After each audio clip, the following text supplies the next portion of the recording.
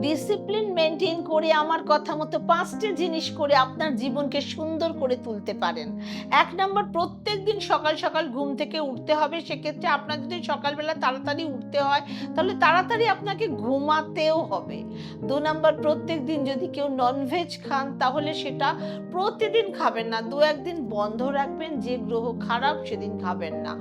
৩ number, পরিবারকে time must দিতে হবে।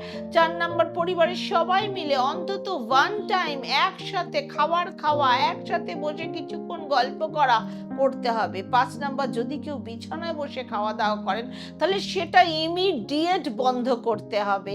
সূর্য প্রণাম অবশ্যই করতে হবে প্রতিদিন।